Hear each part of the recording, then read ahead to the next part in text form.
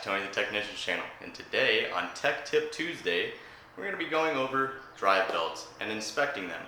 I was planning on doing this last week, but we had my baby, so he's finally here and I'm going to try and get him in this video for you guys. He's upstairs eating right now, so maybe I'll catch him at the end of this video. But today we're going to be focusing on how to inspect a belt and the problems that it could cause. So I'm going to start off with kind of showing you a couple serpentine belts. There are V belts, but they don't really use them anymore. Everything's basically serpentine belt. So I'm just going to be going over serpentine belt, and hopefully this helps you guys.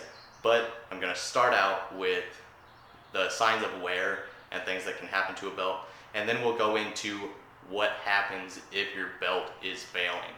So it'll kind of, it'll show you what to look for in the belt, and then it'll show you the things that can happen to your car if you don't keep them maintained. So I really hope you guys enjoy this video, and if you do, make sure to hit that thumbs up, leave a comment down below, and as always, subscribe if you're not a subscriber. Thank you guys. Alrighty guys, so this is your typical serpentine belt. Keep in mind you can get these in 5 rib, 6 rib, 8 rib, multiple different ribs and lengths. You always want to make sure that if you have a stock vehicle and nothing is done to it, look up the manufacturer specifications to find out the correct length of belt and ribbed belt that you need. If you have an aftermarket one like my 357 small block Chevy, where it's an aftermarket pulley system, you have to do the measurements yourself. So when installing a belt, just make sure that you have the right length and the right amount of ribs for your pulley system. And then it's very important on installing it as well. On any tensioner or idler pulley, most of the time it will be riding on the smooth part of the belt, and then your water pump, your alternator, power steering, all of those things are driven on the ribbed side. So you want to make sure when you're installing it correctly. Also, on most vehicles you will find the pulley diagram on the hood, on the bottom of the hood, or somewhere in the engine bay a majority of the time. If not, you can look it up online. But let's just get into what you're looking for when looking at a belt. So when you get a new belt, you're going to see all the ribs are in good condition. The depth isn't too much. The spacing in between the ribs aren't worn out. Belts are a lot like tires. They have threading inside of them to kind of hold them together from ripping apart. And this is a brand new belt for my small block Chevy, but this is my old belt that was on there, and it was on there for 8 years, but the engine didn't run, so I was hoping this belt was bad, but it's not.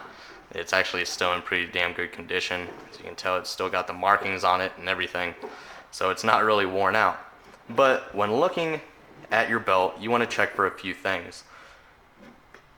Dry rotting, cracking, and fraying. So what I mean by fraying is you can see the threading in the belt here, and when it's on your pulley system you might see part of your belt starting to wear away, and if that cord comes out and starts getting eaten away or coming out of the belt, your belt will start to get smaller and smaller and smaller, causing less surface area on the pulleys, causing slipping, and you're going to run into some issues. With dry rotting and cracking, sometimes you'll see it on the outside of the belt, but the most noticeable spot will be on the actual ribs. You can tell that the ribs are a little bit further spaced out than the brand new belt, so that could also cause slipping as well. But also keep in mind that some belts do have cracks this direction, because when you're inspecting a belt you want to check for cracks across the ribs. But keep in mind some belts do have cracks across them on purpose. They're not really cracks, they're cuts into the ribs, and if they're evenly spaced, you know that it's done on purpose. If you run into something where it's kind of like that, or just random cracks all over the belt like this, that is a definite sign of your belt being worn out and it needs to be replaced. Because if it gets any worse, then your belt's going to break and you're going to have major issues. But when you have cracks and stuff like that, it's also going to cause slipping. And I'll get into what happens if your belt slips and everything like that. But give me 1 second and we'll get into that. Okay guys, so on older vehicles, or your V8, or if you have a rear wheel drive, it might be a little bit easier to get to your belt system because it's going to be right up front. But you want to inspect the pulleys, not only the flat surface pulleys, but the ribbed ones. You want to inspect them all for signs of wear on the pulleys. Make sure that all the pulleys are lined up, because if they are not, then it could definitely shred a belt.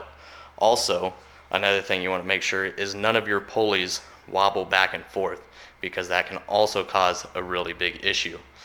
Now, it might be easier on your rear wheel drive vehicles with an engine like this, but if you have a front wheel drive vehicle, it might not be as easy. As you can tell, the belt is not going to be up front. It is going to be located over here, and as you can tell, there's not a whole lot of room.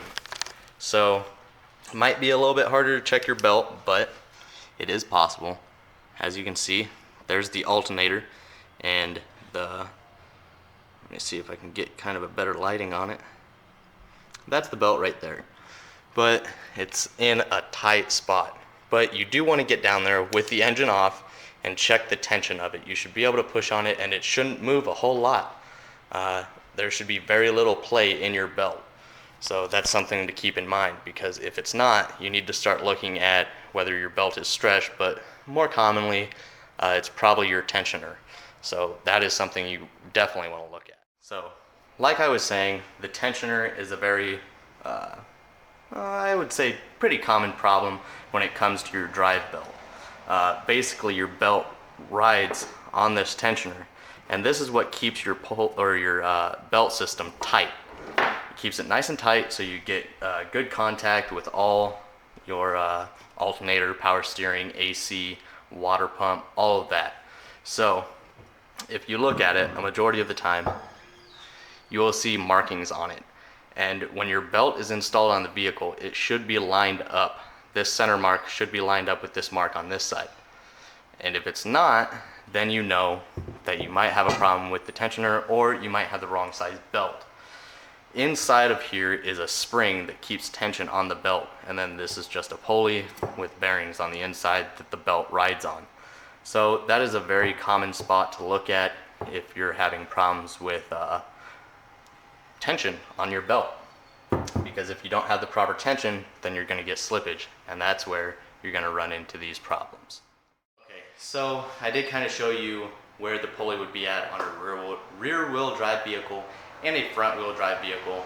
The front wheel drive will probably be a little bit harder to get to than most rear wheel drive vehicles, just because it's usually located in a tight spot. And the newer vehicles like to put all that plastic shrouding all over in the engine bay, so it makes it nice and fun to get to the belt. But some things that could happen if your belt starts to slip: your alternator, power steering pump, water pump, and AC all run off of this pulley, or this belt, and it's driven by the crank. So if your belt is slipping, you might notice a charging issue with your car. If you're getting a check engine light or a charging issue problem, make sure to check your belt, make sure it's not slipping, because if it's not turning that alternator and creating the power you need, there's your issue.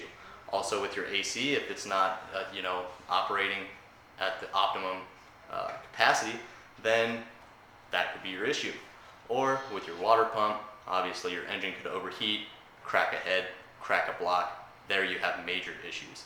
So you definitely don't want your belt to break, and there you could run into some major money problems. Also, what else was it? The power steering. If you're driving and if you're going around a turn and you're turning your steering wheel and it kind of feels like your power steering is going in and out, that could definitely be due to a slipping belt. Now keep in mind, if you have a brand new car or a newer car, you might not have power steering that's ran off of the belt. It might be electronic, so you might have to look into something else for that. But those are just some common issues if you have a slipping belt. Also, some other things to keep in mind are when installing a new belt on your car, if you're doing this yourself. Obviously, you want to make sure to look up, make sure that you got the right belt and everything. But while it's off, you want to check all the pulleys for wobbling, for alignment, and to make sure that none of them squeak, you know, because if you spin one and you hear squeaking, if you're driving and this is the reason why you're replacing your belt, it might not be the belt, it might just be the pulley. So you need to check all the pulleys, because if you just throw a new belt on there expecting the squeaking to go away, you're still going to have that squeaking problem, and then you're going to have to redo everything. So check all your pulleys for those things, and when installing the belt, it is very important to get the ribs set on the pulleys the correct way. If it's off by a rib, sometimes you might get lucky and it might slip the belt on when you start the car. But you do run the chance, if it's not perfectly lined up, it will shred that belt, or it will throw the belt off. So that's something you definitely want to be careful with. Installing the belt, make sure that you release that tensioner, get the belt put on correctly, and make sure it's all lined up and everything is good to go. And you shouldn't have any issues. I kind of make that sound like a really big deal. It's a really easy process, but it's very important to just follow those steps and make sure you don't destroy a belt or cause any more harm to your vehicle. So something else that I want to mention as well is replacing the belt. What are the time intervals? Well, it does vary from vehicle to vehicle, manufacturer to manufacturer, but the average is around 50,000 miles. And keep in mind that some engines use one belt for all of the systems, the alternator, the power steering, all of those things are ran on one belt. But also keep in mind some engines do run them on multiple belts, 2 or 3. So say you go in there and inspect, and the one that runs your alternator is by itself and it's cracked, but the other ones look okay. Well, my suggestion is most of the time you're going to have to take off the other belts in order to get to that belt and get it off. My suggestion is to just replace them all right then. They're not super expensive, but it is going to save you some time in the long run, because if you do each belt whenever they start cracking, then you're going to have to replace them one by one throughout the years. Whereas if you just go ahead and replace all of them, then most likely they'll all be about the same wearness as the others later on down the road, so you can just keep replacing all of them. Now keep in mind it's about 5 years to 50,000 miles that you want to replace the belts. That's when they usually recommend them, but always keep an eye on them. I'd say every oil change that you do, or you take it to the mechanic to do an oil change, just have them inspect the belts and make sure they're doing okay. Alrighty guys, so that's basically it as far as inspecting a belt. But just to recap, when inspecting your belt, you're going to want to look for dry rotting, cracking, fraying, all of those. Also, make sure that you get the right rib count and the length for your vehicle. Also, when you have it off, you want to make sure to check all of the pulleys for wobbling, straightness to make sure they're all lined up, and squeaking. Spin all your pulleys, make sure they're good, they don't squeak, because then if you replace the belt, you're still going to have that squeak. Also, make sure to check the tensioner and idler pulleys. Those are a very common spot as well to check. So you want to make sure to check all of those things. And when installing it, make sure that you have the belt lined up perfectly so you don't shred it or end up having the belt popping off. But if you run into having a broken belt or a worn out belt, just keep in mind you could run into some major issues such as cracking the block or heads, losing power steering, losing power for your vehicle from the alternator, and things like that. So it is a very important thing to keep an eye on. So that's just my tip, but let's go see if we can meet Elijah now. I know a lot of you guys have been waiting. I've been really excited for you guys to meet him, but every time he's either sleeping or feeding or something. So let's go see if we can get a sneak peek on him. So here's my baby boy Elijah. Say hi. Hi. Say hi. Yeah. Just chilling. Oh, tired baby. Elijah.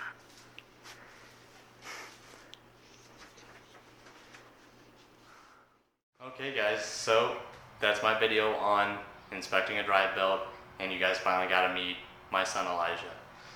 He is exactly a week old now, or 8 days. He was born last Tuesday, so I'm really glad you guys got to meet him finally, and I really hope you guys enjoyed this video. If you did, make sure to hit that thumbs up, leave a comment down below, and as always, subscribe if you're not a subscriber. Thank you.